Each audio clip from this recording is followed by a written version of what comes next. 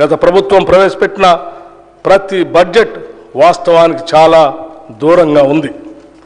రాష్ట్రం యొక్క రాబడిని అధికంగా చేసి చూపెట్టడం ద్వారా ఎన్నో పథకాలకు నిధులు కేటాయిస్తున్నామనేటువంటి భ్రమను కల్పించారు.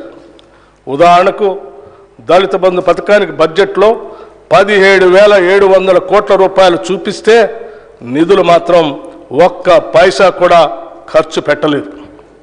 అంతేకాకుండా 2021-22 సంవత్సరానికి క్యాగ్ లెక్కల ప్రకారం షెడ్యూల్డ్ కులాల అభివృద్ధికి డిమాండ్లో 4,874 కోట్ల రూపాయలు నిధులు ఖర్చు చేయలేదు.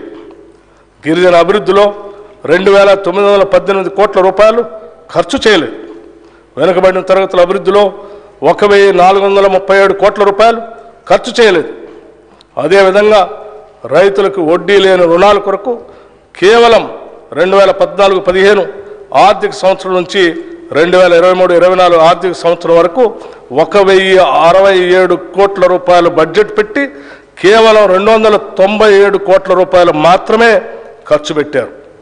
అదేవిధంగా మహిళలకు 2014-15 ఆర్థిక సంవత్సరం నుంచి 2023-24 ఆర్థిక సంవత్సరం వరకు 7,848 కోట్ల రూపాయలు బడ్జెట్ పెట్టి కేవలం 2,685 కోట్ల రూపాయలు మాత్రమే ఖర్చు పెట్టారు.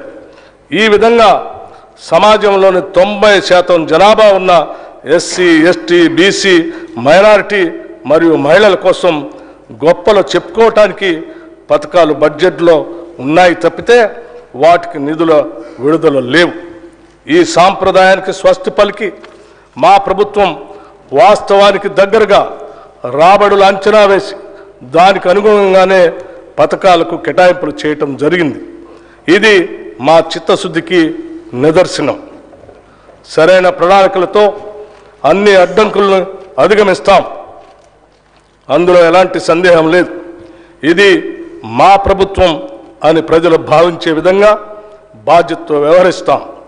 మా ఈ నిర్ణయానికి గతంలో జరిగిన తప్పులు, చేసిన అప్పులు ఏమాత్రం అడ్డం కాలేవు. ఇదే స్ఫూర్తితో, ఆశయంతో, ప్రజా ఆశీర్వాదంతో ఈ బడ్జెట్ను ప్రవేశపెడుతున్నాం.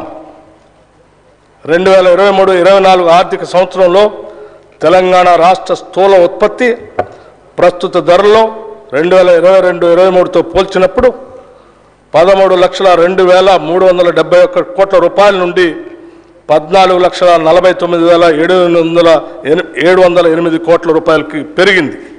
అయితే ఆర్థిక వృద్ధి రేటు అదే కాలంలో 14.7% నుండి 11.3% క్షీణించింది.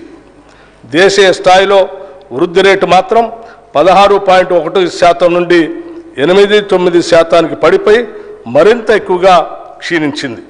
పర్యవసానంగా భారతదేశ జీడిపి వృద్ధి రేటుతో పోలిస్తే తెలంగాణ రాష్ట్ర వృద్ధి రేటు 2.4% ఎక్కువ.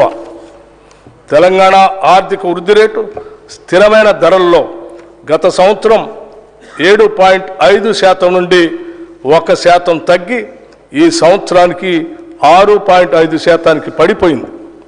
దేశ స్థాయిలో ఈ వృద్ధి +0.1%గా ఉంది. తెలంగాణ ఆర్థిక వృద్ధి రేటు తీవ్ర క్షీణతను చవిచూసిందనేది స్పష్టమవుతా ఉంది. తెలంగాణ మరియు భారతదేశం యొక్క ప్రస్తుత మరియు స్థిరమైన ధరల వద్ద భిన్నమైన వృద్ధి రేట్లు తెలంగాణలో ఉన్న అధిక ద్రవ్యోల్బణం రేటును సూచిస్తున్నాయి. 2023 డిసెంబర్లో తెలంగాణలో 6.65%గా ఉన్న వినియోగదారుల ధరల సూచిక 5.69%గా ఉన్న దేశ సగటుతో పోలిస్తే చాలా అధికంగా ఉంది. అధిక ద్రవ్యోల్బణం ఉన్న రాష్ట్రాలలో తెలంగాణ 5వ స్థానంలో ఉంది. 2023-24 ఆర్థిక సంవత్సరంలో తెలంగాణ ఆర్థిక వ్యవస్థ వివిధ రంగాల్లో పనితీరు ఒకేలా లేదు. దీనికి అనేక కారణాలు ఉన్నాయి.